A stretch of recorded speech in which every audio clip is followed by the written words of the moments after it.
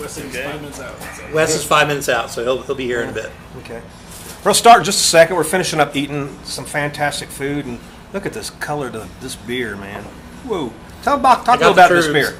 So this is a beer we have called Sanctuario, which is a mixed fermentation saison. We age it in Chardonnay barrels.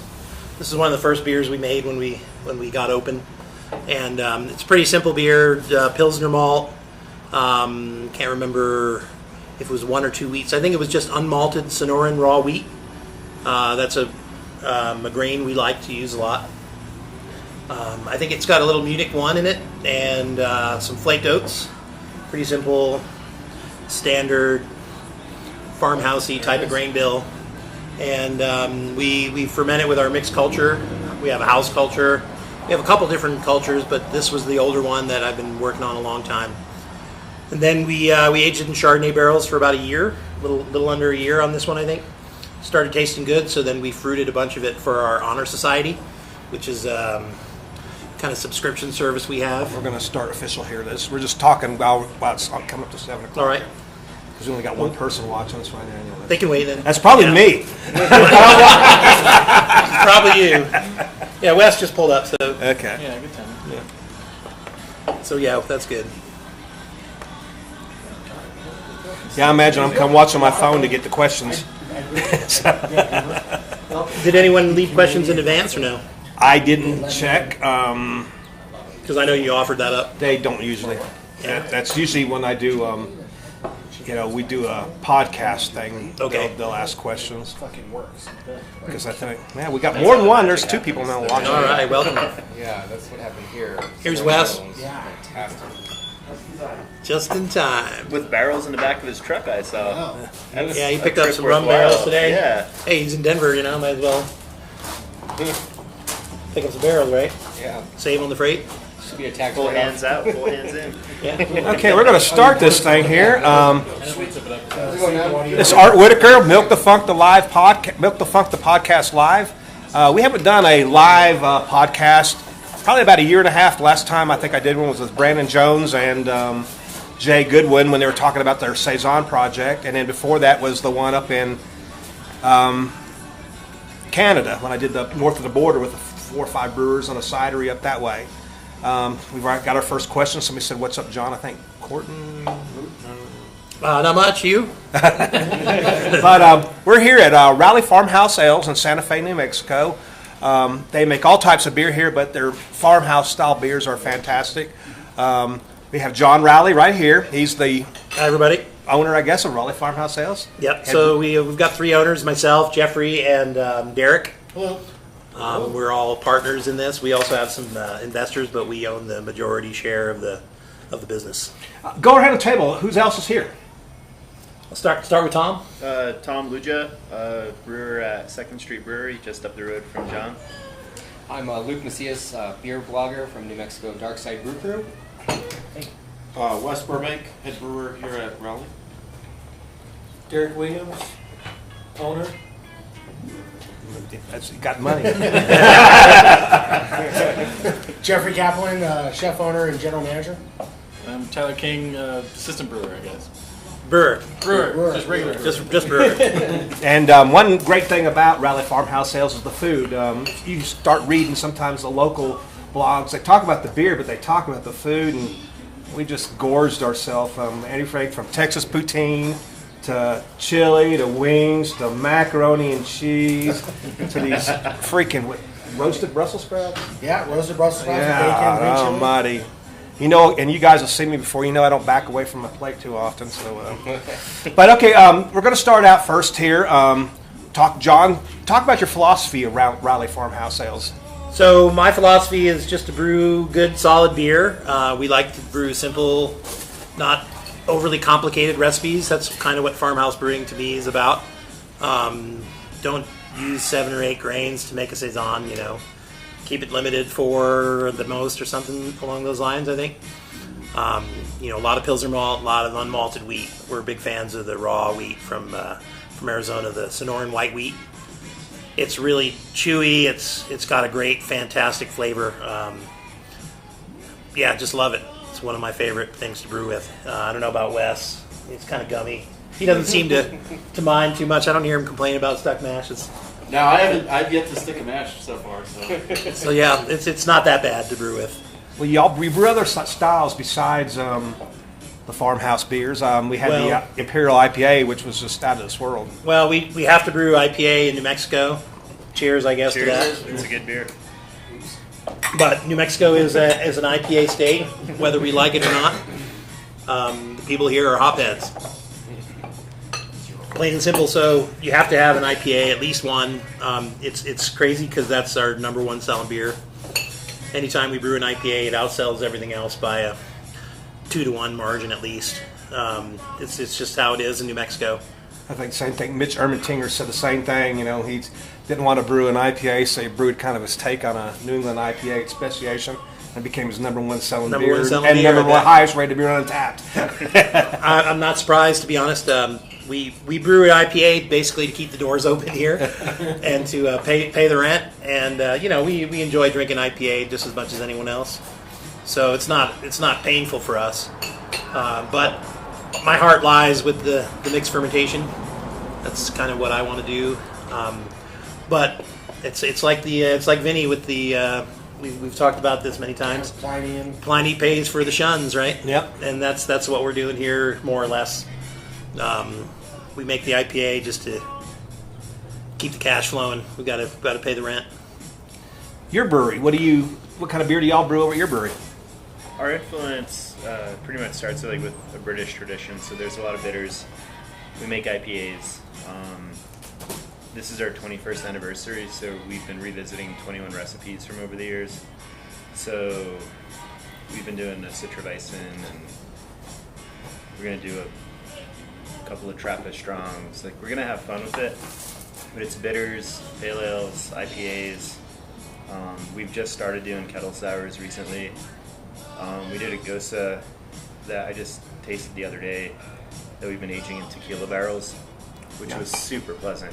I can't wait to bring some here to share with you guys. I look forward to trying it, yeah. And for all of you guys out there who are new brewers or watching this, we had a really good Kettle Sound podcast. As a administrator of Milk the Funk, about every other week, somebody comes on and says, well, how do we kettle sour? How do I make a kettle sour beer? And it happens every day. And so, we did a great podcast.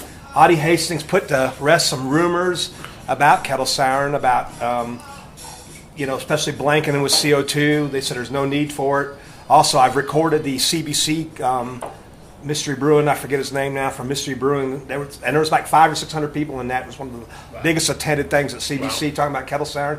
And he reaffirmed the fact that you don't need CO2. And about that time, Marshall Schott from Brewlosophy came out with his blog, and they tested the beer where they put the CO2 on it and a beer without the CO2, and his people could not tell the difference. And so I think we're going to go by, got a thumbs up here from somebody here. I think the pH management is your number one issue with that. If you can drop your pH to start, nothing's going to grow in it. You're going to get a good clean. And I think with some of the yeast like Plantarum, it drops so fast anyway.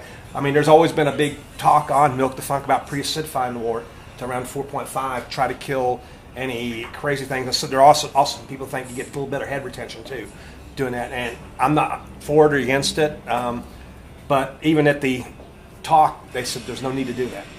The talk that Audie Hastings did, the talk at CBC, and even some people throw who in your Plantarum and let it rip. Yeah, Plantarum or Brevis. I think Omega has the Plantarum Brevis mix. Nice.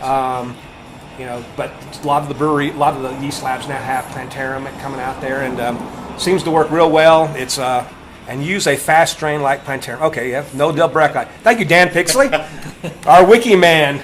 Wish we were here. It's not that far. It's only a 9-hour drive. I came from Denver this morning. Yeah. There you go, from Denver. Yeah, but it's been exciting because now we have 2 breweries in town. Yeah. So we could have fun at our original spot, which is a 10-barrel system, okay. and hopefully we get to do collaboration at some point. I hope so. Sooner than Pump later. out 20 barrels or something together. That's gonna be fun. I vote for barley wine. I'll drink to that. Barley wine is life, right, guys? Some D-Wizzle. Please, I don't even subscribe to that page. It's a little crazy, but I do like a good barley wine. Okay, here's we go. Can you discuss your yeast cultures, prop your own, have a signature culture you use repeatedly, have the locals embraced your farmhouse ales? And I couldn't get his name because it went away too fast. Okay, so I'll kind of reverse on that. We definitely are picking up a little bit of steam with locals and farmhouse ales. I think to begin with, it was a little less popular. It's definitely getting more popular now. It's slow though. We kind of get one or two new customers at a time hopping onto the Saison bandwagon. Our mixed culture, we have a couple. One we haven't really been using a whole lot yet. It's meant for some fooders when we get those, which we're hoping to do. I'll get into that in a little bit. But the mixed culture that I made years ago was basically a combination of lab and wild yeasts and some souring bacteria. I think it has brevis in it. It may have had Del Brucchi in it. I don't remember exactly. It does not have plantarum because this is well before that time frame when that became a popular thing. I started originally using a mix of 3711 and 3724. Is that what it is, or 3726? The Belgian Saison from Yeast. The Belgian Saison from Yeast, as everyone knows, is kind of a stickler. It likes to stop working midway through the fermentation, although it's the kind of fruitier one, the better flavor, the better Belgian phenol kind of profile. Whereas the 3711 is the workhorse, but it's a little more sterile. It doesn't have the complexity. But if you combine the two, you get a little bit of both, and it becomes a workhorse. So my mixed culture had a combination. And then I started throwing bread in there. Probably has 4 strains of bread at least. But then I threw some wild stuff in there. I actually fermented it with some local lavender near my house, clippings. And over time, it just became this thing that seemed to work better and better and better. And at one point, I just banked it with BSI, and now we can go back to it any time I want. And it's always worked great. We haven't really done a lot of long-term use on it here because we end up doing stupid things like dry hopping it and getting trub in there and throwing it out. But that's one of the plans in the future, is to do better with our kind of culture management and growing the strain further along, kind of like Jester King, how they always keep it going. And that's a function of us being lazy at this point, not putting dry hops in bags, things like that. But I think we can kind of see where it goes over time. I really like where it is now, so I don't see a problem with that. Talk a little bit about your history about brewing. How did you end up here at Rowley Farmhouse Ales? I was homebrewing for 7 years or so before I met John in the homebrew club, and started doing some collaboration brews at his house just as homebrewers. And you said you were going to open a brewery, and I said I want to help, and here we are. Yep. So. Well, we have a question from Dan Pixley, and this is right into what we were talking about. All right. Do you have a membership club? Yeah. Let me read this here. For barrel-aged sours, and what are your thoughts on how successful or necessary such clubs are? And that was perfect. We weren't sure we were going to talk about this, but Dan, there you go. Thank you. Dan, I'll be glad to talk about this for you because it's a kind of a sensitive topic for me right now, I guess. Not really sensitive, but so we do have a group called the Honor Society, and so back in the day, I don't know, 2012-ish or so, I joined this club. What was it? The Night Shift had a society, and then I joined one from Casey, and then I joined one from Rare Barrel. I had a bunch of them over the years, but I really liked kind of the general layout of the Night Shift one, where they did 5 different bottles of two bottles each for $300, and so we wanted to kind of do the same thing. It's probably a little out of date, and because a lot of companies are doing like a cheaper subscription, and then you get to buy the bottles. But we really like this model because it's going to help us buy some fooders. So we want to buy 2 fooders this year. We're not quite there yet. We have about 25 slots open right now. So if you want to join our club, now's the time. You can find it at rowleyfarmhouse.myshopify.com. And if you look under the beer section, it'll be right there. There's a link to join. And did you say exactly what you get for that? Have you? So I'll get into that. Okay. So basically, it's kind of our flagship products, all the barrel aged stuff. So like Wes picked up 3 rum barrels today. I picked up 3 gin barrels last week. I was in Denver. So we want to do fun barrels, not necessarily wine barrels. There'll be 1 or 2 wine barrel beers probably. But right now we have some port wine barrels with a golden sour mix in. We're going to probably do some raspberries in that. That might be one of the beers. We have a Chardonnay barrel aged Southern beer. We call it the Southern Gentleman. We haven't released it yet. It's a beer we sub the wheat for grits, and we tasted that the other day. Tasting really good. We're gonna put peaches on that. We processed all the peaches for you. They're ready to Yeah, go. we got a shitload of peaches. 200 pounds of peaches ready to go. Yeah, so we're gonna. So Wes, I didn't tell you about this yet, but we've got a project tomorrow. We'll talk about that tomorrow. But yeah, so we all of our fun kind of projects are going to be come through the Honor Society as they get the first dibs on these bottles. And we want to sell those bottles in house as much as we can, but we're not big enough yet where we're not selling a lot of. We don't have lines here. We don't have people camping out in the parking lot. That's just not the kind of thing we have here. That was going to be, I think, my next question is how has Santa Fe, the area, Albuquerque, or New Mexico, or just this general region on sour beers or mixed fermentation? I think it's definitely coming around. I would say we're still kind of in the front wave of that here. It's definitely not a mature market like California or Portland, maybe. I don't know. We're not. We don't have a huge sour beer culture here. It's been growing though. Santa Fe Brewing did some sour beers in the past. They did really well. They won a bronze medal, I think 2014 for a creek they made. It was really good.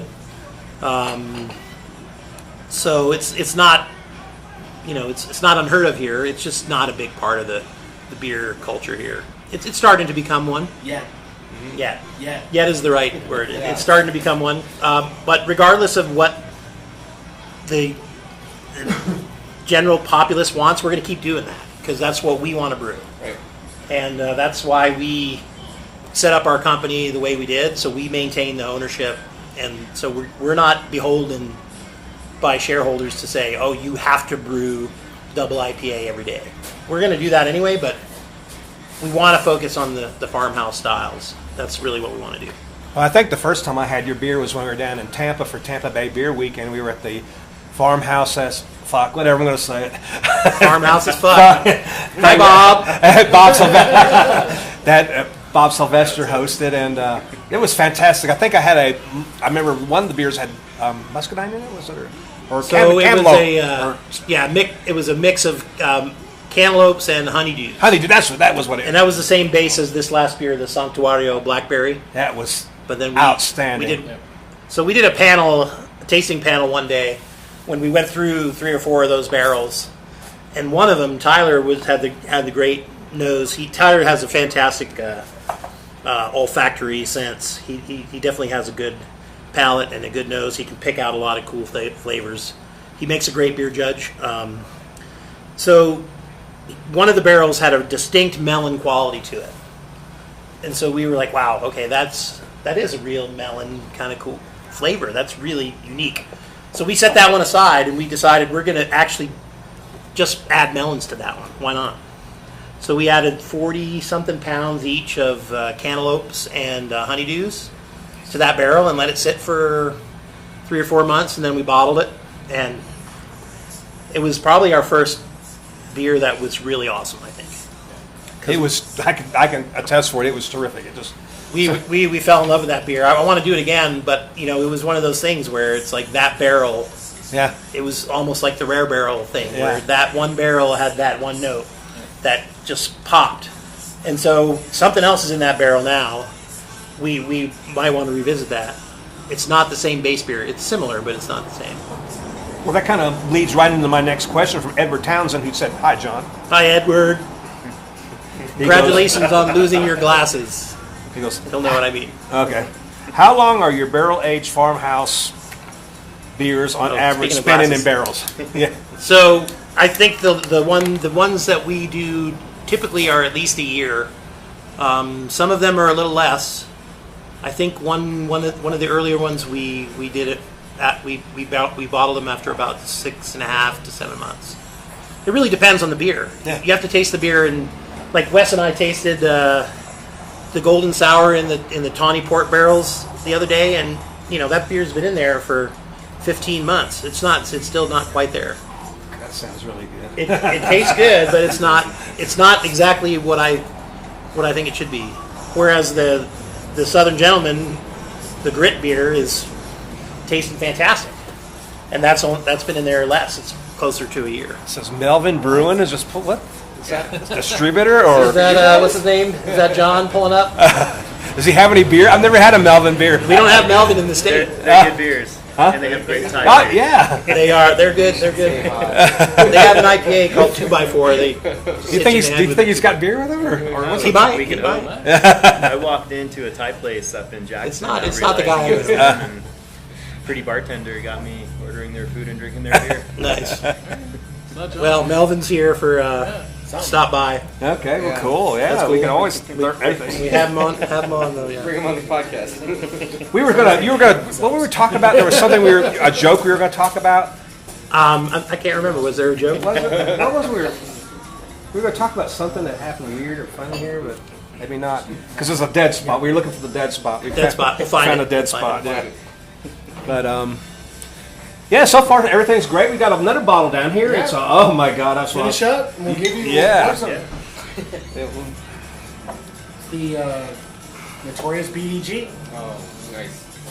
BDG. Yeah, that was actually our first beer that we opened with. Was a non-barrel aged version of it. It's a beer to guard. It actually, I know I talked about not complex beers, but this one is actually fairly complex. I think it has 8 different malts in it. Some Cara Munich. I don't remember all. There's a lot of stuff in there. But we're shooting for the dark end of beer to guard. Beer to guard is a wide open style. You can have blonde beer to guard. You can have amber beer to guard. You can have dark beer to guard. Our version tends to be at the very high end of the SRM scale for beer to guard. God, that is a beautiful beer. I mean, especially with the sunlight in the background. So the yeah. glass is dirty, but the beer itself is clean. So yeah, this beer was aged in apple brandy barrels. So we released it when we first opened. I brewed a small batch of it. We used to have a 1-barrel system, and Tyler and I were brewing a lot. I'm glad that's gone. I'm glad that's gone too. Yeah, because that was a pain in the ass. But over time, we were able to get a 7-barrel system from our friends down at Canteen in Albuquerque. They upgraded to a 15, and they had a 7, and they were selling it, and it had a great heritage. They made great beer with it for 15 plus years. So we hopped on it, we bought it. It wasn't really in our business plan. We were going to do contract wort like Rare Barrel does, or many other sour places do. But we decided to kind of change our path when that came across our ability to purchase it. And it's actually been a real good thing for us, because now we can kind of control our destiny. We don't have to rely on other people brewing our wort. We've got Wes here. He's our full-time brewer. He's got a great pedigree. He kicks ass. He's a fantastic brewer. So if we weren't able to use that, he'd be cleaning up someone else's mash tun doing contract batches. That's not cool. Yeah. It's much better for us to brew it here in-house. Yeah. It gives us a lot better quality, I think, too, because we can control our processes a lot better than just the contract setup. This is spectacular. I mean, seriously, cheers to everybody here. I mean, thank you guys. I want an apple brandy barrel so bad. My little history for apple brandy barrels. One time when I first started brewing, right now I was getting pretty good in. Just probably about 3 or 4 years ago, I went up to Asheville and I just got a red wine barrel for our project that we did as a home brewer. And there was a barrel at Appalachian Vintner, which is I think a fantastic bottle shop up in Nashville. and got a great tap room, rare beers that come out of there, and they do a great job. And he says, no, that's an apple brandy barrel. He goes, we bought it. We're sending it over to Oscar Blues, and they're going to put 1050 in it for us. Ooh, nice. Oh, yeah, tell me about it. It ranks my #1 beer I've ever drank in my life. And he was nice enough to put me on his email list. And I said, whenever this is ready, you send me a message. Give me 2 or 3 weeks so I can schedule a trip. Come on up. And he did. I got this email from him. He said, hey, Thursday night, we got 6 kegs. And he goes, we're going to serve it, and we're going to sell growlers. And so I changed my schedule and went to Asheville that evening, and it was fantastic beer. It was so good. I mean, I think I had 3 there. It was like 13% off ABV. Nice. It was, It's a good evening. yeah, it was a really good evening. And I took an Uber. No. Smart. But and then of course I got a growler for my homebrew club, and it was I think I paid $30 for a 32-ounce growler for that stuff. It was like, I'm not surprised. it was amazing. And people in my homebrew club who are stout drinkers didn't like sours and some of the things I was getting into. We shared it, and we actually have an older gentleman, Harry, he's from England, and he loves his stouts and his mix. And his nickname in our homebrew club is Minister of Dark Beer. And and he came by, and after everybody had had their beer, he came by and gave me a hug. I said. He goes, what's that for? He goes, for bringing that beer. I said, well, Harry, there's still a little bit left in that growler. He kissed me on the cheek then. And Harry's not like that at all, man. It was not how Harry rolls. Yeah, Harry just likes a good dark beer. That beer was fantastic. It was out of this world good. Any other questions? Wes is the best from Kirsty Dowling. Oh, yeah. That's Wes's girlfriend. I was going to say, wife, girlfriend, or which one? No. Girlfriend. Okay, girlfriend, okay. Bye, Kristen. I'll give her a shout out. She made us some cookies because we did a collaboration with Superstition Meadery. I think it was over Memorial Day weekend. Yeah. We all drove down there, and we were selling some beer in Arizona that weekend. So we did a few events. We shipped them a pallet of beer or something like that.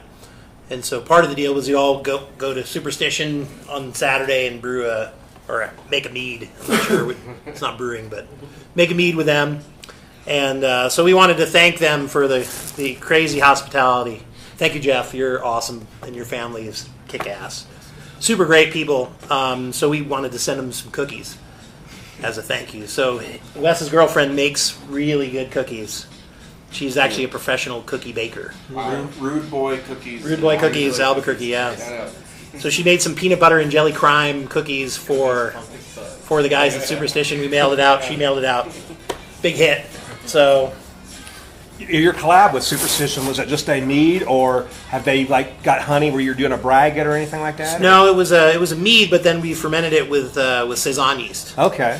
And then we added I think it was 12 boxes. It was either 10 or 12 boxes of apricot puree to the mix in primary. And now it's in some kind of barrels. I'll give a shout out to Mike Arquinas, Monster Coffee. He's an awesome guy. He was doing a collab with them last week, and he was pulling nails with Jeff and tasted our collab. He said it tasted great. Oh, great. So it's moving right along, but it won't be ready till next May. But it's in barrels now, so. Does anybody out there have any questions? I know this is on delay, so we're talking, and it might take 25 seconds for you guys ever even see it. So we'll wait. We'll just chit-chat while we're sitting here. Yeah, I'll say, you asked about the Santa Fe market in this place. People talk about it. We have one brewery 2 miles that way and another space a mile this way. And people want these beers because of Rowley Farmhouse, which it's nice to give us the space to start trying to brew these beers. That's very cool. It's also great that you're already making them, and it's, as a vanguard brewery for it, making legit beers. You're not going to get here and get a faulty product, which I hope not. If it's you do, exciting. No, yeah, right. I'm sad. But it's also nice that you guys bring a lot of experience to the table, because I know a lot of Albuquerque breweries, they feel pressured to make the sours because there's more of a market for it there, right? So people come and fly into town and they say, oh, I want the sours. But a lot of the breweries there, they're young to the game. You know, they don't understand yeast culture. They don't understand a lot of that Their stuff. brewing prowess isn't And there there's- yet. Yeah, so That's why they need to join Milk the Funk. You got a shout out? Shout out to Milk the Funk Yeah. for For a its lot of these young wide. brewers, Yeah. it's the first time they've ever made a sour of any kind. Yeah, that's And they're usually not a they good don't thing. understand, you know. And that's the one thing that Problems. will ruin a person on a sour faster than anything. A new drinker is to have a bad sour. Yeah. Right. Yeah, exactly. baby diaper sours are not good. No. No, And I never. think, but good. I do travel around the country. My job, I sell steel for a living, and I'm actually in town for a problem at one of our job sites, and they said, we got a problem with you, one of your customers in New Mexico. I said, can I go? And usually we have somebody else that goes, because I looked at the schedule, I said, there's no way I could get here in time for my meeting for tomorrow. I said, I can go to Rowley Farmhouse Ales, and I've been wanting to go really, really bad, and it's on the company's dime, so cheers, man. Cheers, Art. Thanks for coming out. So I got to do this one. This one's for free. Hopefully, we'll be coming back out later summer with Von Seitz and Rowley to do Yep. We got a great collaboration. idea We got a great idea we're talking about. Oh, we got another question here from Andrew Douglas. What are some go-to tricks for bringing up pH? I'm aging a red sour base on grapes, and it gets down to 3.2. I'm hopping Okay. more now. So you can do a couple things. Calcium carbonate is kind of a good salt for buffering up instead of down. The problem with that is it really will not give you a whole lot of range up unless you add a lot of calcium. It's really more of a brewing salt, not a post-fermentation salt. It could add an excess minerality. You could also add a strong base in very small quantities, drop-wise maybe, of some sodium hydroxide. You can get food-grade sodium hydroxide. We usually don't have to go up because our culture is not super aggressive. And we also control our pH going down with hops if we need to. If we want to make a beer that's not going to be very sour, we'll definitely add some IBUs to it to keep it from steering itself too far into the acid range. But yeah, I would definitely maybe a little bit of calcium carbonate. I would definitely not go heavy on that. You'd probably want to make a solution out of it first. Add a little bit to some water, hot water, get it mixed in, and use that. That might help you. Or a little bit of food grade or strong base sodium hydroxide is probably your safest bet. And he said he used the rare barrel red sour base recipe. There you go, Jay. You get another shout out. Or Jay just gets lots of blending. shouts out. Yeah. Blending fixes all kinds of problems. Yeah, blending is a good idea too. Yeah. Blend it with a less sour beer. Make another beer and do that. You'd mentioned you had a blog. Yeah. Talk about your blog. What's it called again? New Mexico Dark Side Brew Crew. Okay. So we write about. I mean, we're one of the only games in town, kind of deal. We write about all the beer that happens from the tip of the top of the state to the bottom. We drink everything. Most of our beers are Tough job. Lots of Yeah, it's a lot of us, a lot of stouts because we are the dark side. We drink a lot of stouts, but we drink big imperial IPAs and a few of us drink the sours. A few of us get in there. I love saisons. I always used to call it my closet favorite beer ever. You're out now. But I'm out now. Yeah, Yeah, I'm there a you big go. saison fan. These guys know I spend more time here than I do at the gym. Yeah, no. So we try to cover everything: beer events, anytime beers are released, that kind of stuff. So. What's the beer scene like in New Mexico? It's for great. people who are traveling here. Of course, Santa Fe and Albuquerque, I guess, are the two biggest cities, right? Yeah. Yes. I should have done my homework, and I usually do, but Yeah. just from Well, Cruces might be bigger yeah. than Yeah, Santa Fe. Who do- during what- the- Las Oh, Cruces, Las but it's okay. far south. It's like 300 miles Do south. they have beer in Las Yeah. Cruces? They do. They do, They they do. absolutely do. Give them a shout out to some of these breweries. Let's, I don't know many in Las Cruces. High Desert. High Desert. High Desert. There used to be a guy, Dennis. Isn't it? What was Dennis's last name? He was a Yeah. fantastic home brewer. Yeah, I mean they're all over the Yeah. states. Hi, Dennis. We have new He's guys. probably We not can watching. give shout outs to some of the new guys opening up, like Lost Hiker and Ruidoso. They're brand new. Cloud Crop just opened up. Yeah. Let's see, Red River. Yeah, that Brewing kid came Company to up visit us. north. Hi, Cloud Croft. Yeah. Yeah, he hi, was guys. he was a cool kid. Big shout out to those guys. They're all brand new. Most people know about La Cumbre, Right. Bosque, Marble. Those guys are famous. Santa Fe Brewing Company's been around again, like you said, forever. 30-year anniversary coming up. Yep, that's right. And so beer's been happening a lot in New Mexico for a long time, and what really got everything what gave us sort of a sense of style and purpose at the time was the fact that we had the New Mexico IPA Challenge a long time ago. And because I we think it was started the that, 16th year anniversary. 16th right? year, yeah. And It's been so going that's on a why while. we have our own distinct style, just like West Coast, just like East Coast.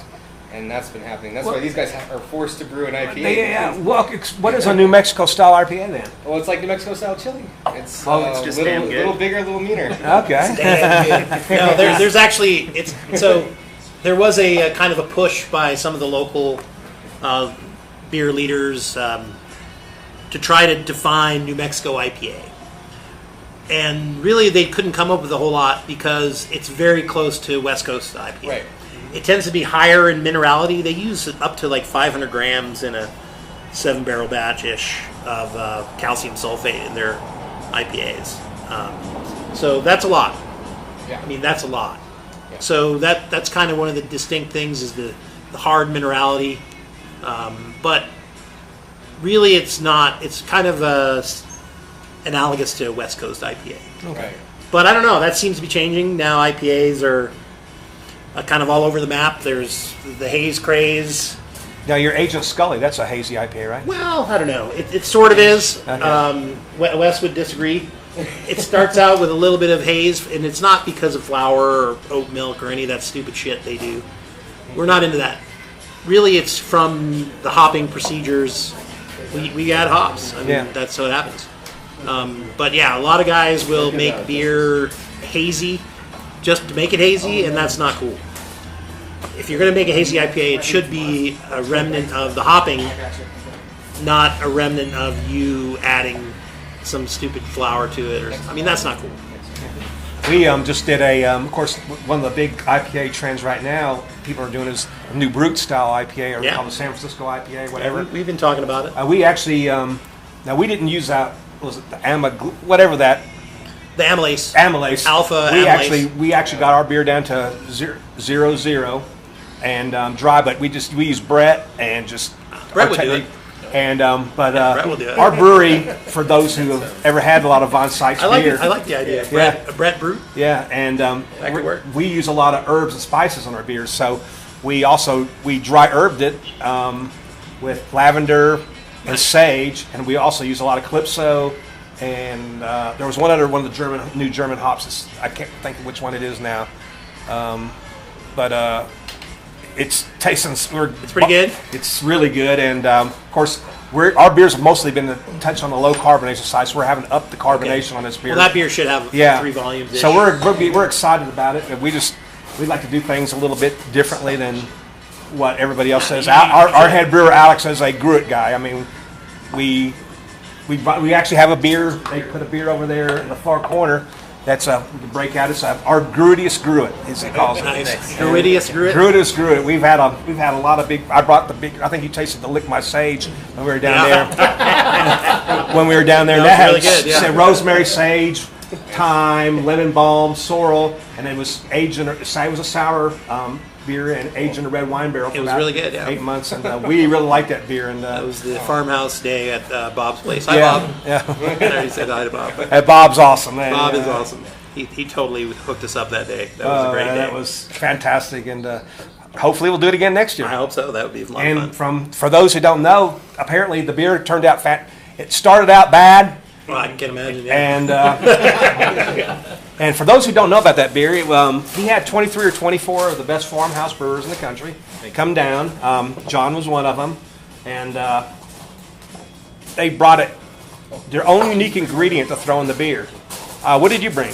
So I brought some Neo Mexicanas hops. Oh, I love those. Todd Bates is the man. Todd Bates. I went to his house recently. No way! I mean, Todd are good friends. He's a good guy. Yeah. He's a good guy. We're going to do a collaboration with him, a sumac type of beer. Okay, we've done a sumac. But we're going to try to find a source for sumac. We haven't figured that out yet. Okay, we've got it in our backyards all over the place. We cut it fresh and throw it Well, right maybe in. I'll hit you up. Yeah. We should maybe do that with a 3-way collaboration. There you go. Todd. Yeah. Oh, Todd sent me a rhizome last year that we've been friends for about 5 years now because I fell in love with the Neo Mexican multi, Oh, yeah, original there's multi, some really good hops. and I had it and I was making IPAs and people were just loving it, using it as a dry hop, the multi-head especially, and That's the most common. all of a sudden disappeared, and then I found out why. It's here in Nevada. I guess Ken Grossman came down and talked to Todd.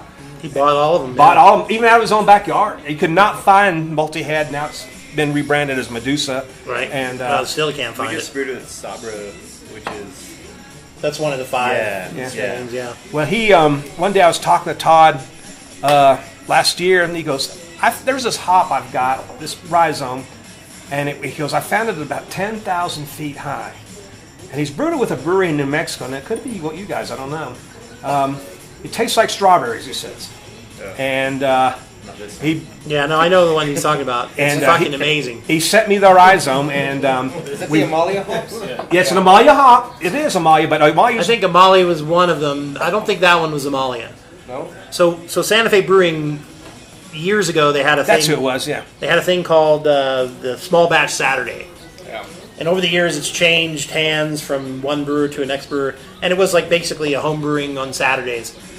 They were really cool because they let us come in and brew there and use equipment they had, use their water. Yeah, you could use their 10-gallon system. Yeah, if they had a 10-gallon, 15-gallon system, something like that. You drink it. We got it. Okay. Yeah, we all Keep them on schedule.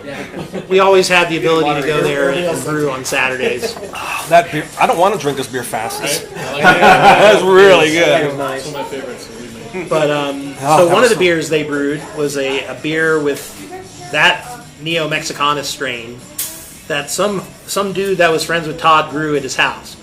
Now Todd's had a falling out with this guy or something like that, where the guy's not he's not answering his phone.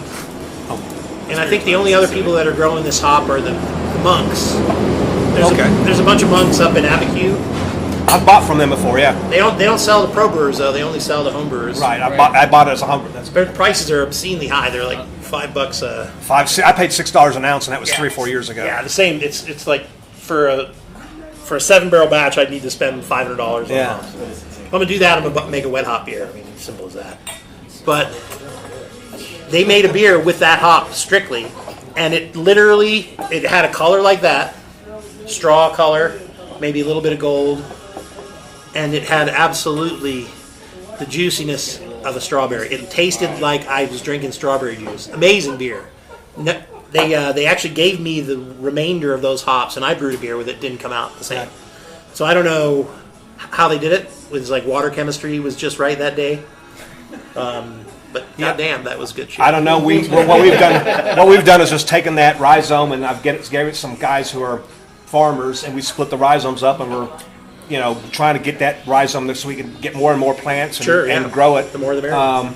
Now, again, terroir is everything. I finally said that word right. I can never said it say it right. right. Yeah. I usually fuck that word up. Say it again. Excuse me. Say it again. Terroir. I think I've got it done. And our soil conditions and humidity we have in Tennessee, I've gotten really interested in Neo Mexicanus hops because, number one, most of the hops we can grow in Tennessee, and there's very few of them because of the heat, the humidity, the mold. It's a lot different climate than you. Yeah. Don't have a lot of flavor. They're mostly the big bitter in hops like Nugget and Cascade's really the only true, I would call, flavor aroma hop that of all the bunches. Neo Mexicanus seems to grow pretty well in our climate. It likes heat. It does like heat. And so even though it comes from a dry, but we seem to have a pretty good luck growing in Neo Mexicanus, and maybe rugged, man. and if we can get it to go where we can have more to get flavor. I know that I went to the South Atlantic Hops Conference last year up in Asheville. There's a North Carolina State University has a hop program nice. up there trying to grow hops in the Southeast. They have a hop conference. Virginia Tech's there. University of Florida has a hop growing program. They're growing a lot of Neo Mexicanus down there in Florida. They're trying to blend. I think anything will grow in Florida. It's crazy. Neo Mexicanus. The one hop that everybody's really Canadian red vine grows crazy for us, even down in the south. Now it doesn't have a terrific flavor, and they're trying to. I think what they're looking at the Asheville South Atlantic Hops Research Center is maybe trying to crossbreed. Yeah, they Make should a hybridize hybridized because. The problem we have in the South is the lack of daylight. Hops are very sensitive to a certain amount of daylight, and that's why they grow well in Washington, Oregon, Michigan, across that belt, Northern Europe, and then of course South Africa, New Zealand, the lower parts of Australia. And they talked at the conference about people are putting lights out. They're trying to do put lights out in their hop Like fields. pot growers. Yeah, well, even hydroponic. There's a hydroponic hops or something that people are looking at. Of course, I'm a believer that bacteria and wild yeast are the new hops. I mean, hops. Hops depend on weather and a lot of land. Yeah, for farmhouse ales, hops are kind of the secondary or even a tertiary thing, really. Yeah. I mean, we're not. It's like brew with your reality. Yeah, we're just using them mostly for alpha acids. Very little component. I mean, unless you're doing a dry hop version. Right. But the yeast. I became a yeast fan. It was weird how my story about becoming a yeast fan. I was just drinking beer and learning how to brew in a local brewery in my town. One day, the brewer decided to make a 15-gallon batch of beer, and it was just their basic blonde ale, but he used a Hefe yeast, a Kolsch yeast, and I forget the other one, and 3 different beers. Yeah. I thought, this is unbelievable, and that was the time when hop prices were ridiculous, especially for home brewers. We couldn't get hop shortage. Yeah, we couldn't get Citra, Amarillo, or any of the really good hops, and if they could, we were expensive. And since then, I've become a yeast guy. I got to know Jeff Mello from Bootleg Biology really well.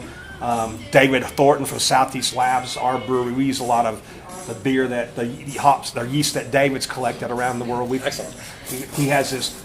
I think our last podcast we talked about his yeast boot camp. How they actually collect yeast in the wild, but they streak it to get the bad yeast out of it. And again, they just won another gold medal at the U.S. Beer Open. They've got a gold medal at JBF, a gold medal at the Better Beer, and a gold medal at the U.S. Beer Open. So they're doing something right over there. Doing something right. Yeah, and if you guys are running down I-85 in between Greenville and Atlanta in South Carolina and Anderson, fantastic place. We actually do a beer. David also was a professor at Clemson in biofuels and things like that. One of the smartest guys I know, and he also works with the Clemson Research Farm, and they have the best peaches and nectarines. And they have an event called the Peachin' every October, and all these breweries. And we went down to we were at the Funk Collective in Charleston, so I stopped by Carolina Farmhouse and picked up 125 pounds of peaches. We have a peach beer that we are now brewing that just was put into a red wine barrel now, and into our Walmart red wine barrel. Nice. And Your guys' peaches came in today? No, they came in We got a them couple on days Saturday ago. night. Nice. Yeah, we just processed them, and now they're ready to go into the beer. where'd the peaches come from? They're from Western Slope, Colorado. Palisade, I think they Palisade. say. Yeah. Okay, I know that so they're, Casey. Casey buys a lot of fruit. Yeah, I was going to say he does a lot of. We have a guy here that travels up to there, so it's really easy he probably gets the same fruit. But yeah, we've got Hotchkiss stuff before. We've got Palisade, peaches. What do you do with? How do you guys brew with the fruit? How do you? So we usually add it as a tertiary addition to post-fermented barrel-aged beer. So we're going to rack beer from barrels into a bright tank with fruit, and then we'll let that age for 6 to. See you later, Derek. Nice meeting you. Nice meeting you. Thanks. We'll let it age for as long as it needs on the fruit till it's re-fermented, and then we'll bottle it from the tank. So you're not making any juice, huh? No, we're not doing any juice beers here. Wes kind of wants to play with the gimmick shit because he likes Miley Cyrus. That was what we were going to talk about. There is a poster of mine. I think that was what we were going to talk about. So yeah, Wes really is he's inspirational in that respect. He's the wrecking ball. He's the wrecking ball. As it were. So one day we're bottling, we're hanging out, and Wes is a metal guy. Nice magnet for the brewery for Wes. Yeah, Wes, did you see that magnet they got for you? Yeah, that's awesome. Yeah, that's Miley Cyrus right there. So these were the peaches we just got were the organic early Red Havens. Okay. Early Red Havens, nice. They were super juicy. God damn, they taste good. I Yeah. definitely snuck a couple bites since you Yeah. Yeah, my wife was in the car and she couldn't on the way back from. It's like and she's she not couldn't. still there, is she? No. She couldn't handle the smell of peaches. She was reaching back there and eating peaches. We also got some plums, so we threw the plums in there. Yeah, we've got some plums ready to go. And so we get peaches and plums, and whatever the hell else Alex throws in there, and I never tell him I can't ever. Well, the plums are from here. They're from Dixon. We got the plums We have locally. local Yeah, Dixon plums. nice. Yeah, there's a lot of Are they fruit back up and running? pretty close to here, Dixon, New Mexico. There's also a town called Velarde, which is on the way to Dixon. They probably have a couple thousand fruit trees in that town. You just got to get to know the people up there, and you can buy some fruit from them. I know that we got a friend of mine, David Caperton, watching. Jeff Porn from Adam Brewing watching.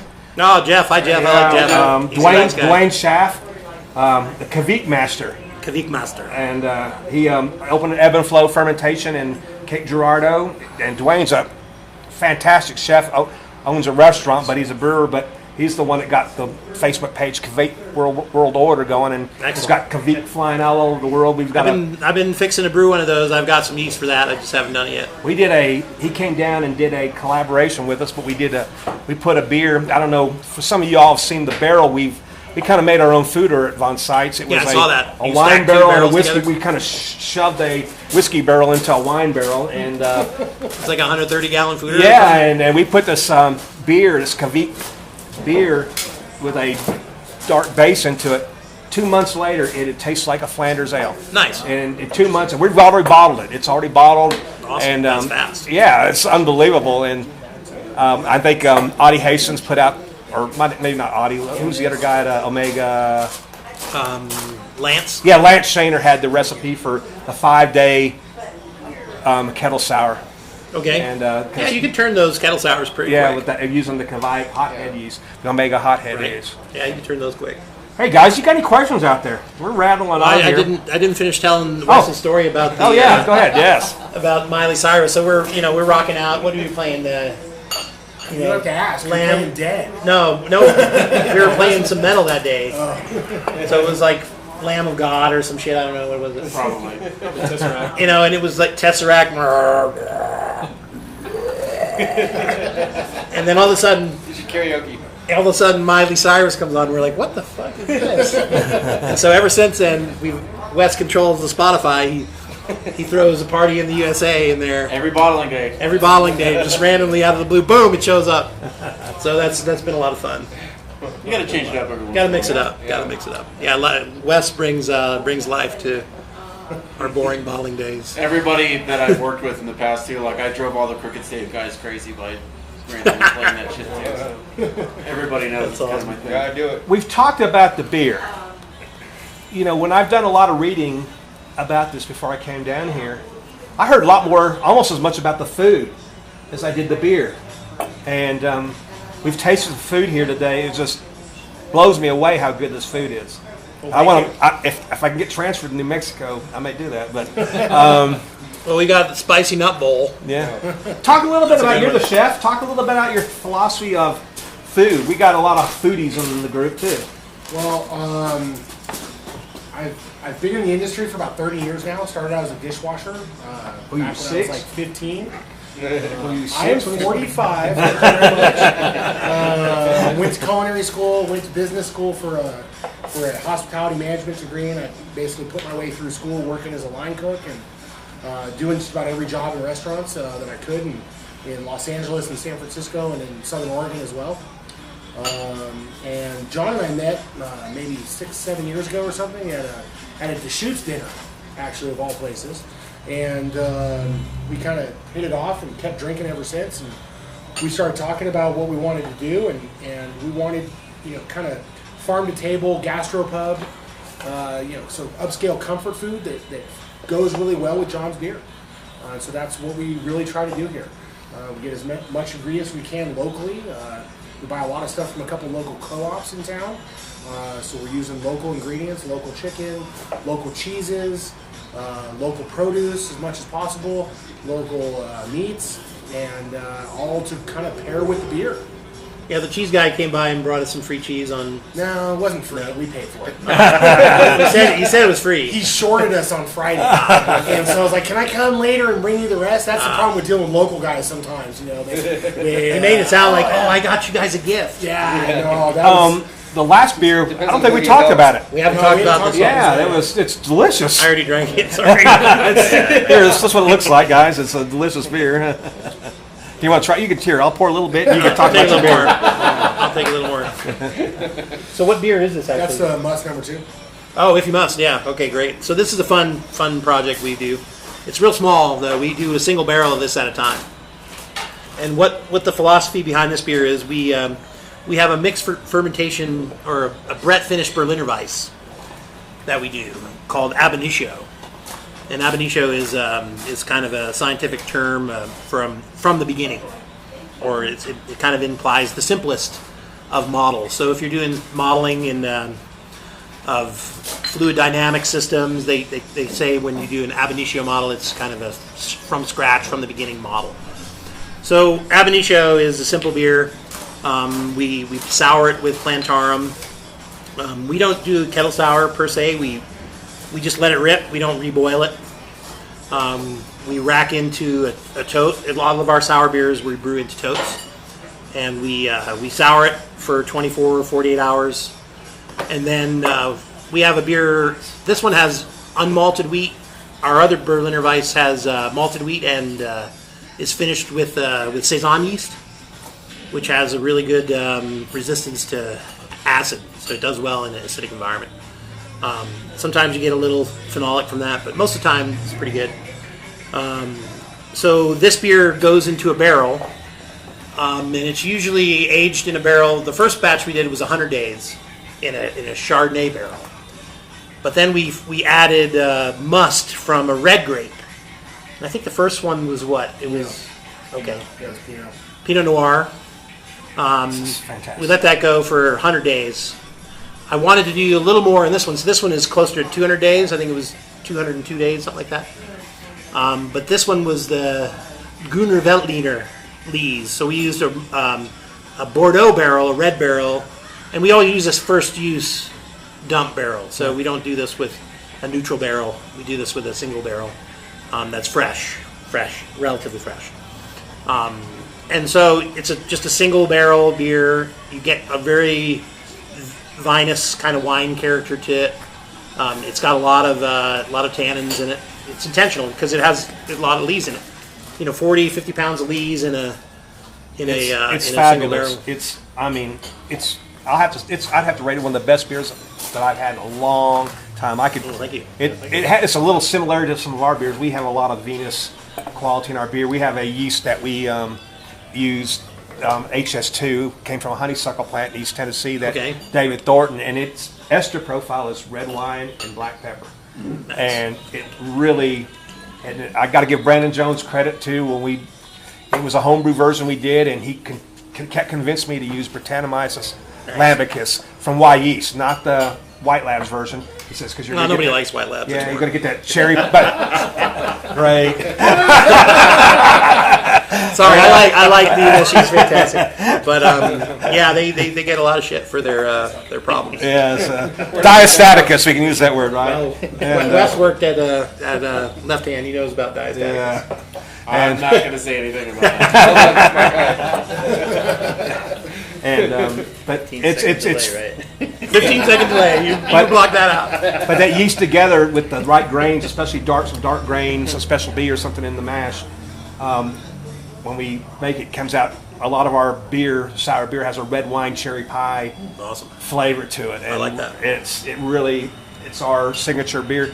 It's a lot of reasons why this big, very popular brewery in East Tennessee, Carolina Farmhouse, and in our beers have a very similar quality because the yeast actually came from their farm. So that kind of gives you that. I'm going to give more hits what brewery that is in East Tennessee.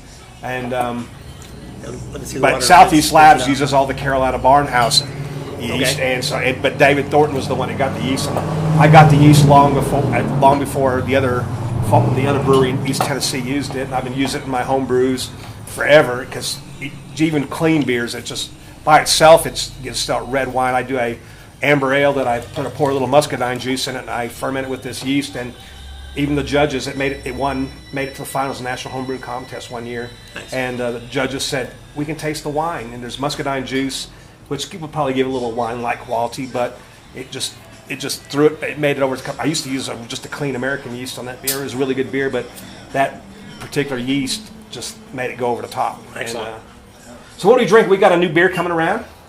Well, before you talk about that, Okay. to talk about local, the Lees came from Vivac Winery in Dixon. So. Okay. Yeah. So they're Vivac is a winery. They're small, but they do some really good stuff. And friends of ours live up there, and they were nice. They brought some Lees down for us. Thank you. Threw them in the barrel. Give Wes some, so do that. Yeah, it was a fun project. This is the second one we've done. You know, they're single barrel batches, so they're pretty small. They don't get out into distribution. So we just sell these in house more or less.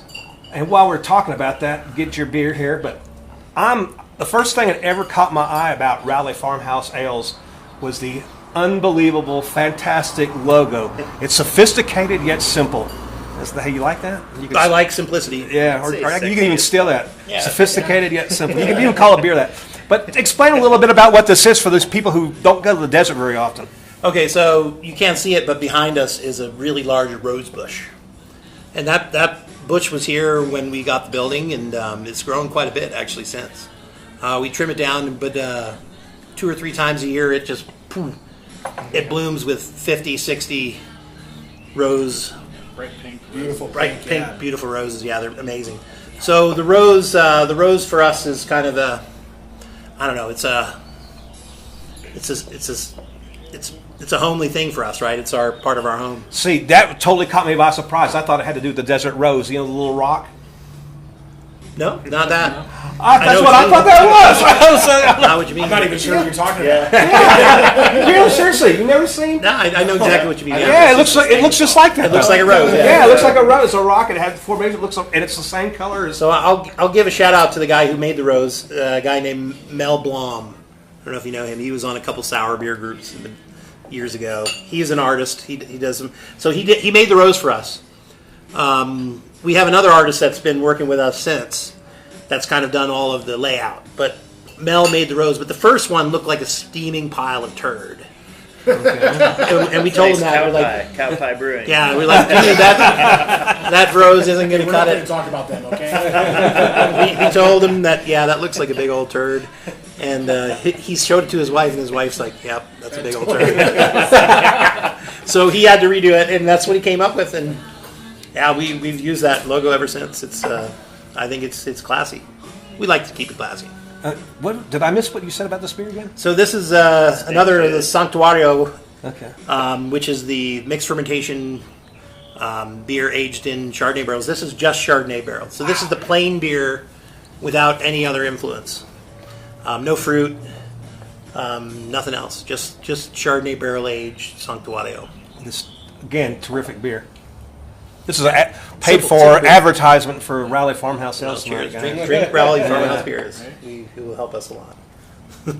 Oh, we got a question. Oh no, that was Dan Pickles saying, laughing about the White Labs joke, saying that elephant just got bigger. Nice. Thanks. I mean, come on, they got to deal with it. Yeah, you got to own up to it. Make mistakes, you got to own them. Yeah. What else we got going? Anything else going on here that we can talk about? We've been going on about an hour or so, and unless anybody's got any questions out there, we haven't seen a whole lot of questions today. Not a lot of questions. Wes hasn't talked a lot. Let's hear from Wes. Talk about your brewing philosophy. Yeah, Wes has good brewing philosophy. Yes. Let's hear this. Oh man, I don't even know how to like. So I've changed a lot recently, as you might see reflected in my Instagram account over the last weekend. But despite my age, I'm 32. I've been doing this for 7 years professionally.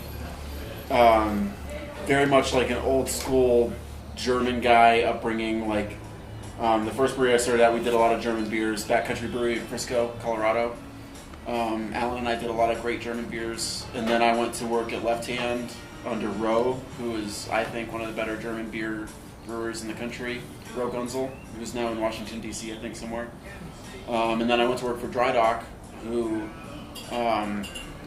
they got famous under Bill I doing German beers. So like I love German lager, and then kind of had some things happen. And went to Crooked Stave. Got into the sour thing and just dove deep. So everything's kind of changed over the last year or so. And I love the freedom that the kind of beers that John and I like to brew. You know, we can basically kind of do whatever we want. We do some of the gimmicky things sometimes just because we don't like to take ourselves too seriously. I did a glitter beer a couple weeks ago. Oh, yeah. How'd that turn out? I bet you sold the shit out of that beer. Yeah, It was gone instantly. Yeah. it was only Phenomenal though. 5-gallon keg, Tropical Storm Daniels. It was a pink beer with pink glitter. Pink glitter, pink beer. Well played. It was delicious though. Delicious. Let that be known. It was fantastic. It was a Sour sour out in glitter. about 3 hours. It Yeah. was a sour glitter beer, so we like to have a lot of fun with it. I might You can't have fun with beer. I mean, really, Yeah. seriously. You gotta have fun. Yeah. Why are you doing Why are this you shit? doing It's it? not Yeah. fun. We definitely don't take ourselves too seriously. I just like making well-executed beers, and I like to be able to brew any style of beer. So the sour funk was kind of the last area that I felt like super comfortable doing. So it's just been kind of nice over the last year. And when this job came open, like John and I sat down and drank way too much, and it was pretty clear that he and I just, we get along really well, and we've had a great time since I've been here. When you can ask me for the slushy machine? Tomorrow morning. Tomorrow morning. All right, we'll talk about that when we talk about the Slushy breeding sour schedule. Oh, good. Hey, this seems to be in. popular, man. I'm seeing. I was just fucking with him, but yeah. That's No, man. I just saw a brewery today talking about a slushy machine. I had one yesterday, actually. He had one yesterday, a pina colada slushy. He was super gay for it. He loves it. Uh-oh. Sorry about that. It's not. I don't mean it in a bad way. Destiny Spencer, tropical pink sour beer with sparkles on my list. Brew now. There you go. There you go. So Someone's on it. Yeah. hey, I tell you, you learn something from listening to I things. think. Well, I'll give you guys a tip, because of what we learned from that process. Don't use the same color sparkles as the beer. Yeah, that was a mistake. You can't. You have to use it, a divergent color of. It did produce a really cool effect that you don't see with the other glitter beers, which was kind of cool. But yeah, it definitely didn't work. Yeah, you might want to use like a white glitter and a pink beer. I got asked the question I just not. about 24 hours later. Do you see glitter? No. Okay. I think it's soluble. Oh, okay. It's over time. Okay. I looked into it. It doesn't. Well, he got it from his girlfriend who makes cookies. Okay. It's supposed to go into cookies. Yeah, food grade. we use like food grade edible glitter. We didn't want to It's the buy the same kind of strippers BSG use, by pack the way. because it was like enough for like 100 barrels or whatever. It's called beans. Yeah. I mean, if you're gonna, make a stripper beer, you might gotta as be well food do it grade. right. Yeah, stripper beer has to have glitter. Yeah. That's. I And mean, it's got to come be on. food grade. Or porn star. Sorry, she's a porn star. She's a porn star, but I think she's kind of a stripper She's nowadays. got arrested for stripping. He's just got a recipe for. I think she's more of a stripper now. She doesn't do the actual Yeah. videos anymore. She doesn't have to. She has to, yeah. She's graduated to the Lawsuit club status. circuits. All glitter beers and the conversations we'll have. Yeah, it is what it is. Everyone wants a little bit of attention, right? That's right. Cool. Cheers to. Cheers to attention. Yeah. We got. Looks like we have another beer that came out here. Yeah. We do have another beer that just came out. I'm glad my hotel's about a mile away from here. You're good. You're good. Yeah, I'm staying in town tonight. Nice. Yeah. Yeah, you got your yuzu beer. It's here somewhere. Yeah. Yeah, I I brought a couple of ours too. So if you want, Yeah, I brought some comrade back too. people are saying keep it coming. we're getting some people say they just love the conversation. People are going in and out of the conversation. So Well, you should come out for a beer. It's more fun in person. yeah. Yeah. Well, we did invite them, but I don't. We're in Santa Fe. We're Yeah. we're a little off the beaten path. Yeah. Or destination. Better than Burke. Oh, absolutely. I'm just glad that the fact that the new camera and my new mic works a lot better than the old side.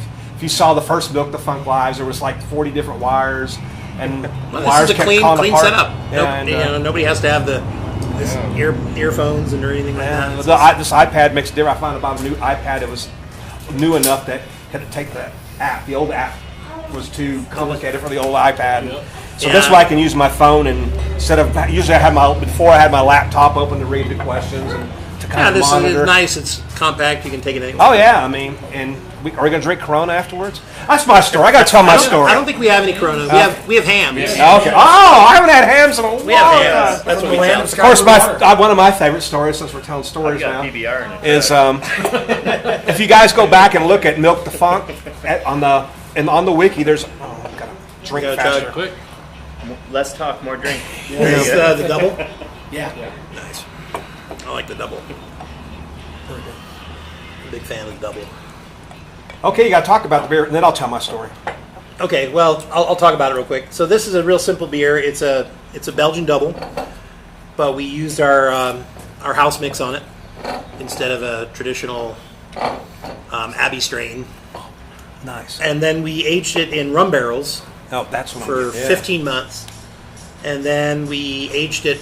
We did tertiary fermentation on plums. I can't remember what plums they were. Santa Rosa plums, maybe. I think so, yeah. We got these plums from the guy that goes up to Palisade also last year. Yeah, this beer has been in the bottle for a little while now. And we were celebrating the Canadians' win in mixed doubles curling, so we called it mixed doubles curling. Because the Canadians, our friends up north, are very, very kind, gentle people. America's Mohawk. Yeah. With our new label. Hey, the company I work for is actually based in Canada, and a lot of my fellow employees are curlers. They, nice. Curling is awesome, yeah. Yeah, So this is our second generation label. Our first one I'll show you. It doesn't have French curler? the Rowley Farmhouse up here. That's We a were good trying to keep it simple. We made the rose a little bit more compact, and we put our logo up here because people are asking, "Where'd that beer come from? What is this?" And you have to look around to see it. We changed the colors a little bit, keep them all consistent with the rose. Yeah, I think it's a nice, clean presentation now. This beer, again, terrific. I mean, I don't think you brought your best beer down to Florida. Yeah, I only brought a little bit because No, I mean, I'm just joking. It was delicious, but I mean, I'm blown away by the beer. It was just the best that day. Yeah. You know, it's also in the There was a morning, lot of good beer and that I'm day. not a morning drinker. I can drink a beer when we go brew at the brewery. Alex will bring me a beer, and I'll drink it. Oh, it's not. I'll say, I didn't want to say anything. I was, that's not good. And I'll drink that same beer, afternoon, and it's a totally different beer on my taste buds. I'm just not a morning drinker. How are you It seems supposed like, to be drunk all day if you don't start early? well, that's true too. that is a good point. When you get to my age, though, you got to be careful about that. Yeah, you can't get too torn up. Not that much older than us. Hey, Luke, cheers from Coda Brewing in Golden, Colorado. Anybody know them? No, I'm not familiar with them. Okay, well, thanks for watching. Thanks for watching. Cheers, Coda. Coda was Ursula. No? It says, yes, Coda Brewing in Golden, Colorado. Hi, guys. What kind of beer do you brew, Luke? You can chime in here. Easy to type. Luke's brewed a saison, right? Yeah, I made a saison thanks to. Actually, I brewed a few things. I was talking about this, Luke, but go ahead. Sorry. But go ahead.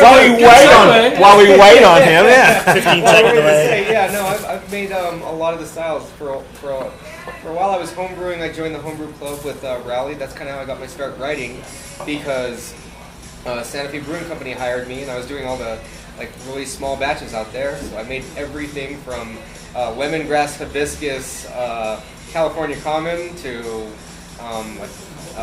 Mexican chocolate porter to I didn't do any IPAs, but I did all the other styles I wanted to drink. You'd mentioned a Rowley homebrew club? So yeah, it's not a so Rowley It wasn't club, a Rowley but- thing. It was just he was the president of the homebrew club Okay. at the time, and I joined, and yeah, they kind of gave me my tutelage. That's how I got my start. This guy right here has been formative for so many people in the state for brewing. I mean, Oh, yeah. Oh, thank you, for that. Tom. And That's nice. of course, for all those out there who want to learn a little bit more about Rowley and John, the Full Pint did a great podcast called Chemistry Meets Art, and here it is tonight. Chemistry Meets Art. Art. There. And we thought about maybe using that name for our beer when we do the collaboration. That could work. But it's talk a little bit about what you do for a real job. You're a chemist. So I am a chemist. I've been working in the lab since 1995. So that dates me quite a bit, but You're old, huh? I'm an old dude. I'm a professional chemist. Yeah, I started working as an electrochemist. My training is in electrochemistry, batteries, fuel cells, cyclic voltammetry. Really boring shit. Not fun to be a running CVs all day. Really, really sucks. But yeah, my passion lies in beer. It really always has. I brewed my first batch of beer in '88. So that was, back then. Were any of you guys born then? Syrup. I was alive. 85. I was way out of college by then. LME, syrup, it really wasn't impressive. It was okay. I mean, the problem was we were drinking this. My buddy Steve, his dad was making this cherry chocolate stout back in '88. It was fucking fantastic. And he always had bottles of it in his cellar, and we would raid it and steal them all and drink them all. And his dad finally was like, "You fucking kids, I'm going to show you how to make beer. You guys make it on your own. You're drinking all my fucking beer." So we did it a few times with him, and that was fun. But life got in the way. I got to go to school, and I was on tour with the Grateful Dead for a while. I had fun with that. And Okay, you got to talk about that. well, I mean, I could tell you a lot of stories. I mean, when you're on tour, you were following them, or did you work with them or for No, them? I was on tour following the band, and Oh, so you were just one of the people going around? Yeah, I'm just driving around. Oh, okay. The people, the minivans I see stopped He was shaking on the the interstate by the highway patrol every time. I've gotten pulled over a few times. Yeah. Selling Snapple. Snapples. No, I never sold Snapple. I sold Sierra Nevada Pale Ale. $2 Pale Ales. You can get a lot of money to have 5 cases of Pale Ale. I'll bet. Back in the day, that $2 beer was a lot. Now they probably get 4. I don't know. Does your background in chemistry help you in your brewing? I think it does in a kind of a general sense, and I think it helps more with the analysis of what's wrong with your beer.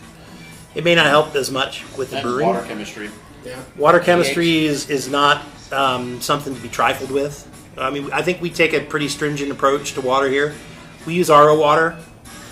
We have a guy come in, bring 4 ppm TDS RO water, Oh, really? Okay. delivers it to us. It kind of puts off any kind of maintenance or upgrades to an RO system we would have to have in house. Mm-hmm. As a home brewer, we all used RO. I mean, it was a much easier way to do it. And you start with a clean slate. You can build any water profile you want. You can do, you want to make a soft Pilsner, no problem. You can do that. You want to make a 500 ppm TDS New Mexico IPA, no problem. You can do it. But if you have a base water that's shitty to start, you're going to have a beer that's shitty to finish. I can see the new trend now and beers across the country. New Mexico IPA. Well, trust me, they've been talking about it for a while. Okay. It's not going to be that much. You never know. There's Brewers always knows about but a lot of breweries are always looking for that, especially away outside the area. They're looking to be the first person. That's like the New England IPA was, and and now the San Francisco Brew. I mean, the Brute thing came from one guy, so I mean that's impressive. Yeah, I was visiting family in New Jersey a few months ago, and everybody was buying me beers, and every beer was hazy.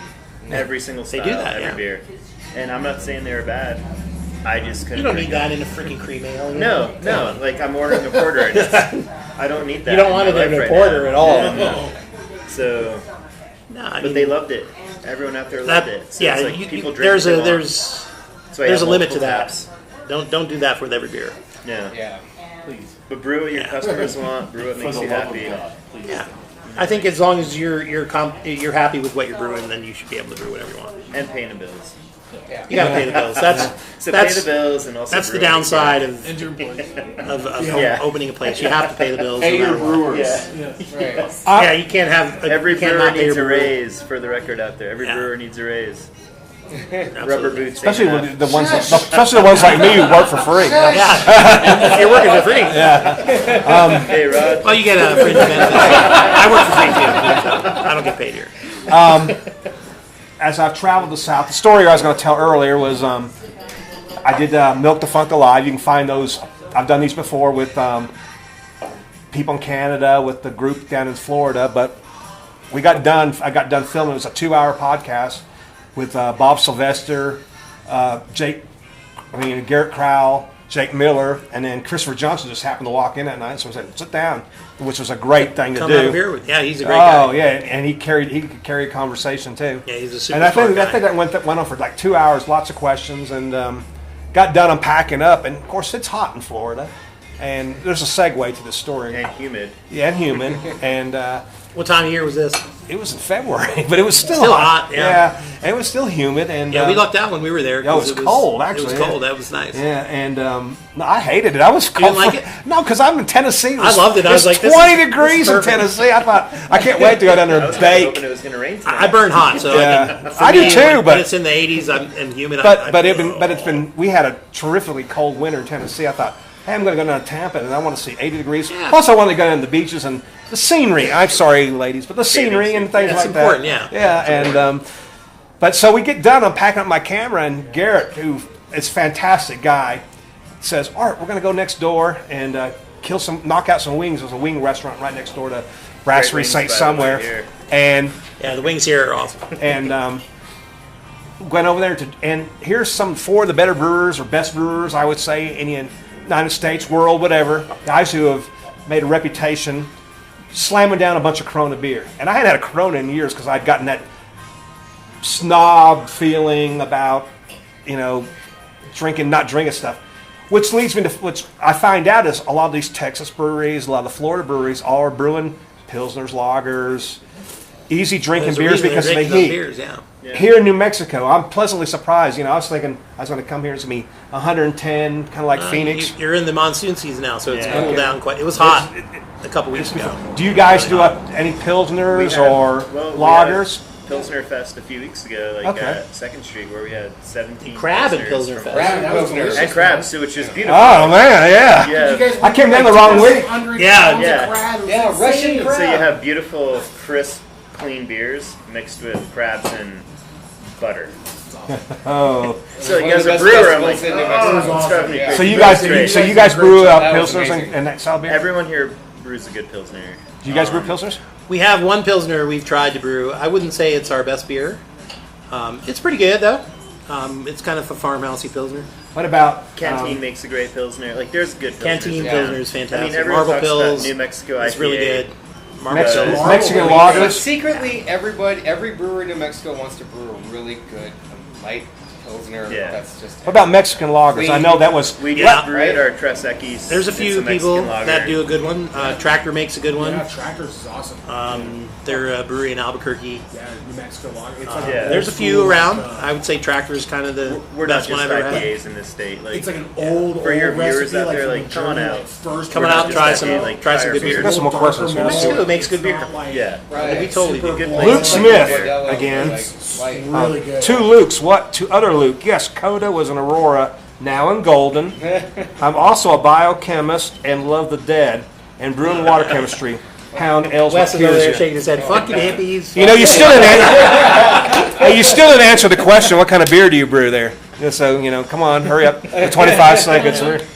We can go Oh, on. I think, Otherwise, this I one think will I've answer met again. him actually. Yeah, I met him. You met him? Okay. Okay, and because that was the one thing about Garrett. I mean, was his love of Mexican lagers, and I don't know if there's any truth to behind it, but the story was the reason he wanted to leave Jester King because they wouldn't let him brew a wouldn't Mexican do- lager. No, I mean, they're And I kinda can locked understand into that, what yeah. they do. And he wants to brew the big Mexican. He's got his brewery starting up, and he posts pictures. I think he might have been he may even been the guy that started Whip the Meringue, the page. I don't know if y'all were on that page, which these preposterous Sure, yeah. I've seen heads. that, yeah.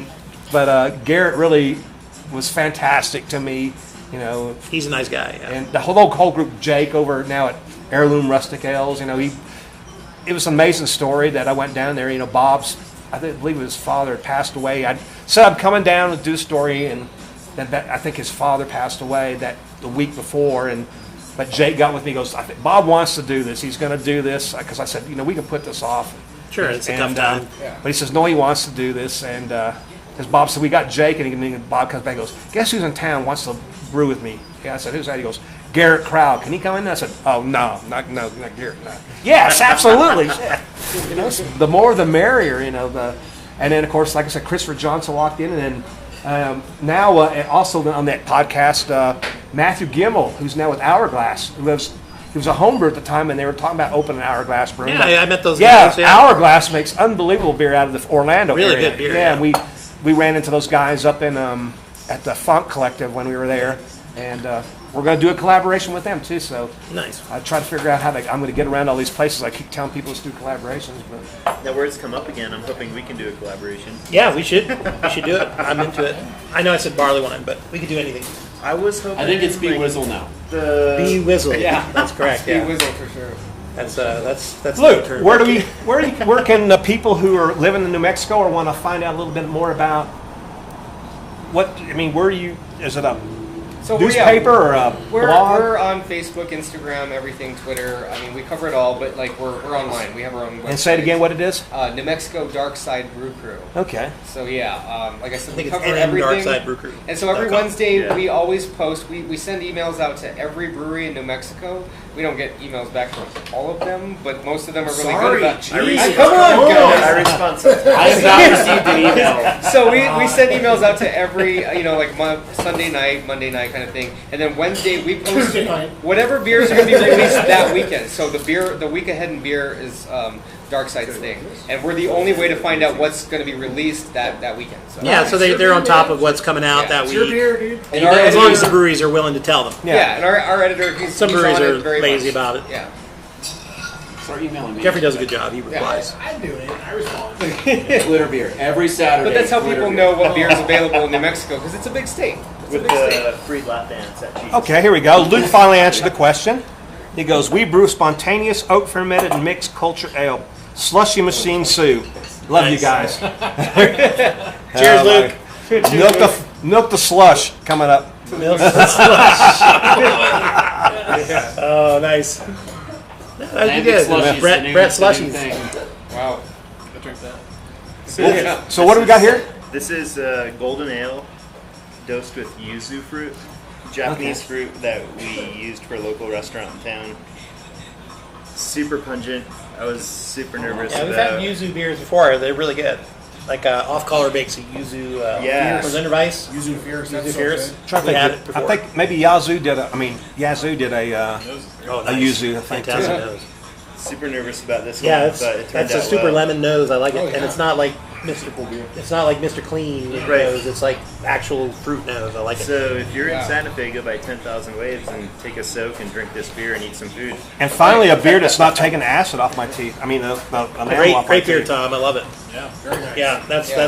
that's freaking one, nice awesome. Yeah, Rod did the base for it, Nice. and I did the dosing. So What yeast did you use to it was Chico for this one. Chico? Okay, yeah, it's got a clean profile, Oh wow, that is. but then the fruit just pops. Takes over. Yeah. I'll And bet it has a little bit of a tartness from that, but not I definitely Just above enough. 4 or something like Yeah. that. this would be. Somebody needs to hand me a lawnmower. Right. You know, really. Yeah, See, get this all is- George this is Oh, so you Jefferson. guys don't have grass here? Do you have grass here? We We do. got rocks. It's kind of like We got rocks. And grass. Places. Yeah. You can have the grass if you work really, really hard. When I Depends first on your bought my house generation. here, it had Yeah. grass, Uh-huh. and I gave up. I was like, "Fuck this shit. It's not worth doing it. But I'll Too many mail you rocks. our- Fucks up your Argosa. lawnmowers." Huh? You're gonna like Argosa. Okay. Like, I'll mail you some of that. All right. I know that I think you said you have relatives in Tucson. My Sure. Yeah, my father-in-law and mother-in-law live in Tucson, and when I go down there, it's like I can't wait to go back and see green grass. I mean, I'm ready to cut Oh, yeah. lawns. The same way. My parents are in Colorado. Just going up to Loveland. A little bit of urban sprawl and green everywhere. Yeah. It's great. Yeah, we don't get a lot of green here, although it's starting to green up from the monsoons. Yeah. Been raining a Well, lot. I was surprised when I was flying in the plane and coming in today that there was a lot greener in the mountains and the areas around it, and even driving up from Albuquerque. Yeah, 2 weeks from now it'll be the greenest it's going to get all year. Yeah. It's a little different up here at 7,000 feet. We're in a different environment than you just go down to Albuquerque, and that's more like central and southern Mexico. We're at Once you 7,000 get up- feet here? Right. Yeah, Santa No Fe's wonder I was so 7,000 feet. puffing and You're like, puffing. when I Oh was- man, I'm out of shape. Especially with all the beer I had in my suitcase. No, it's high here. We're at 7,000 feet. Now it's more like northern New Mexico. It's a different environment. Yeah. It's totally Yeah, different. we're definitely more and mountainous. it's not it's nice and Yeah, the evenings are perfect. not humid and all that too much. No humidity. Yeah. Flying in, you probably saw rivers that exist for 2 weeks out of a year. Like Yeah, there was a river in between Las Lunas and Albuquerque. There was a river and had water in it. Yeah. Yeah, That's the real come back in 2 weeks maybe. and it may not. Yeah. Depends. The Rio Grande's full. It runs all year. Yeah. I've Maybe. been. It depends on Water how in much all we year. give to Texas. Yeah. Especially around here. We're supposed to give water to Texas. Is there a dam situation? There's a couple dams along the way, but sometimes they use it up before it gets there, and Texans get all mad at us. Well, yeah, because Colorado only gives up so much. Yeah, but I think most of their water comes from the Pecos. How can Texas you build water. walls without water, though? Like, How can they build a wall without water? Yeah, they need water. You It's need like water for the building pyramids concrete without shit. water. Well, we're stuck. Let's get political. It looks, did. Okay, it looks stop like that, as stop it looks that. like as the beer is getting down, we're Totally losing did, but that's we're good. losing the How can you people. build a wall? So we're gonna wrap this up. Thanks for watching us. Share this with your friends. Again, thank you to John and everybody for inviting me here. Thank you. And this was Cheers, thanks, fantastic. Art. I've learned a Appreciate lot. you coming The out. beer was fantastic. You know, we're gonna post this on. Cheers, internet people. Yep. So, like I said, Pay your brewers. yeah, pay your brewers. And hey, guys, read the wiki, check the sticky. We're out of here. There we go. We're done. Nice. Yeah, thank you, guys. We had a